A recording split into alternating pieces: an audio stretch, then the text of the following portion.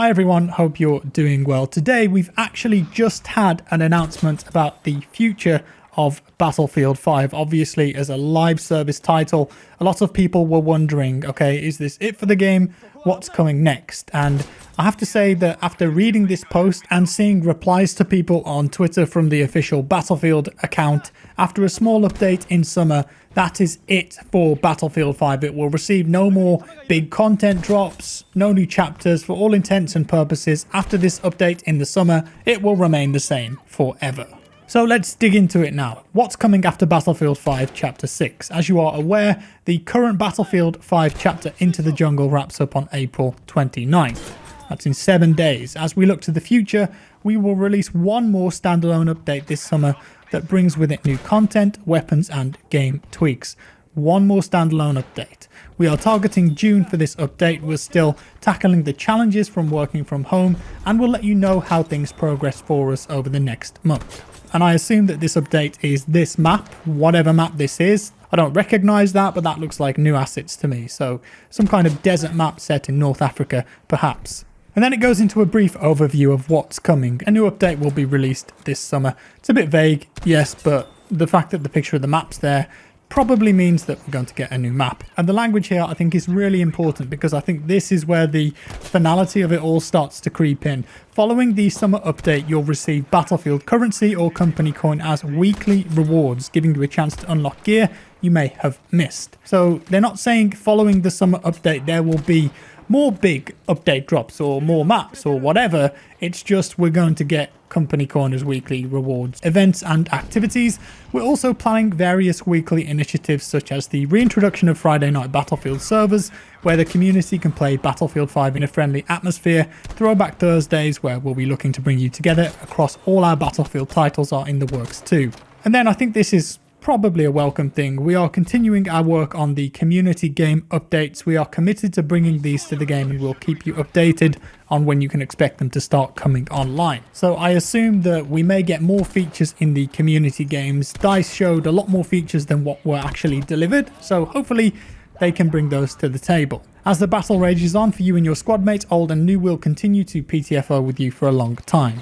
And then there's actually a bit about anti-cheat. This is the first kind of acknowledgement or communication I've seen from DICE and EA in an official sense about cheaters, because there are a lot in the game right now. And they said that our work against cheating in Battlefield 5 will continue too. The members of our anti-cheat team are working daily towards making the Battlefield experience as free of foul play as possible.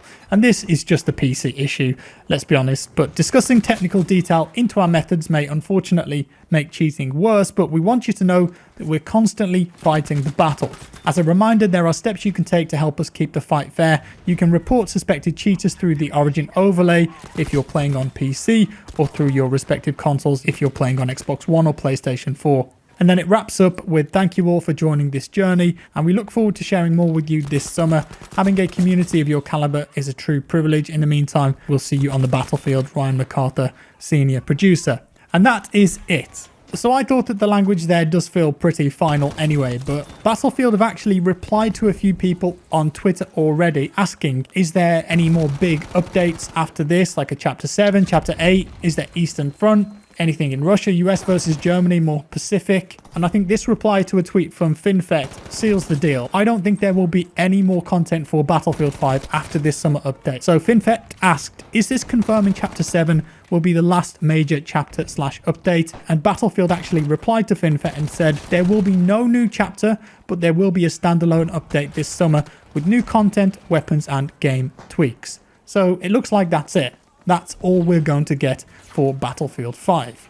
And that thread continued, and someone called Connor asked, I hope that I understand this right. So you say that the game won't be expanded at all after summer.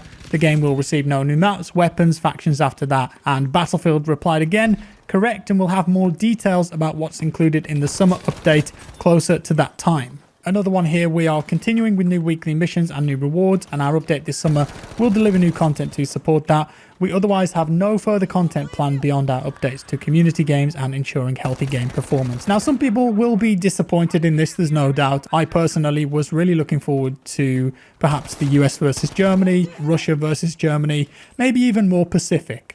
But it feels like that maybe DICE and EA are done with the game now, and they'll most likely turn their full attention over to whatever's next for the Battlefield franchise. In my opinion though, however sad it is that there won't be any more content for BF5, I think it's the right decision. I'm not privy to any information about player base or number of sales for the game, but from my perspective as someone who lives and breathes the gaming industry, I'm always online looking at information, looking on news websites, reading content, watching YouTube videos, live streams, just the general hype for Battlefield 5. I feel like it's just gone now. That's it. And I'm not really enjoying playing the game as much anymore, mainly because of the lack of new content. It was pitched as a live service title, but I just don't feel like things happened regularly, and they didn't make a big enough splash when they did. Pacific was the best example of that. However, it took a year to deliver that. And we all know what happened after the success of the Pacific. All of that positive sentiment and goodwill within the community just got all washed away with the TTK debacle that should just never have happened in the first place. It's definitely been a roller coaster, but it looks like after this summer update, that will be it for the game. And as I said though, I think this is the right move, and I'm kind of pleased that they've got plenty of time now to focus on whatever's next. In a previous EA earnings call, they said that the next Battlefield experience was coming fiscal year 2022, which most likely meant October 2021. So you assume that DICE have already been working on that game for a while. I feel like production on Star Wars Battlefront 2 has definitely slowed down as well, so maybe there's a huge push and all the attention is on that next Battlefield title. And I think that can only be a good thing. I assume that there could potentially be a delay now with everything that's happened from COVID, so maybe it might be the end of 2022 before we see the next Battlefield game, which of course is way more time for the developers to put whatever's next together. I am kind of sad though about Battlefield 5 because I think it could have been so much more, but it was obvious that it was rushed and the content was so light on it because it takes so long to put together. It could have been that updated Frostbite engine Battlefield 1942 that I imagined in my head, with all of the greatest hits of World War II.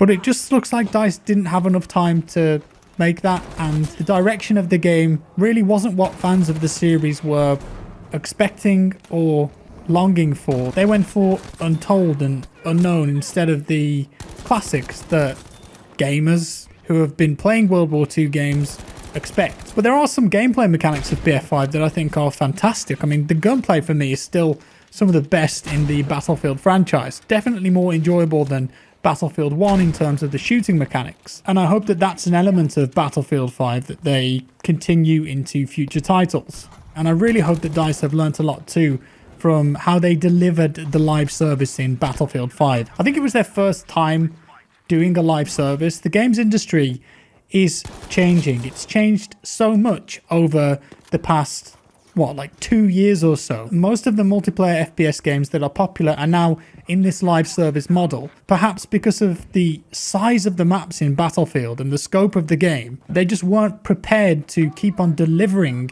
regular content at a high standard. And they can definitely learn from that and build on it for the future. I'm sure it's a sad day for a lot of fans who regularly play Battlefield 5 on a daily basis and were maybe hoping that something big and something more was coming for the game.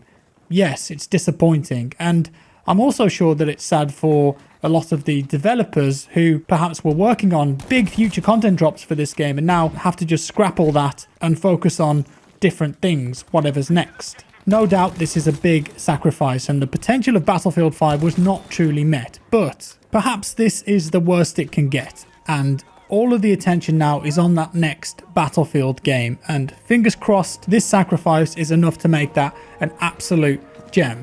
If I was in charge, the next game would be multiplayer only, modern day, bring back all of those sandbox elements that have been lost along the way.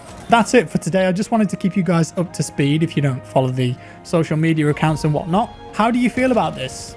Disappointed? Happy? nonplussed? Let me know down in the comments below. With that said, thank you all for watching. Leave a like if you enjoyed the video, a dislike if you didn't. Subscribe for more, and I'll see you in the next one.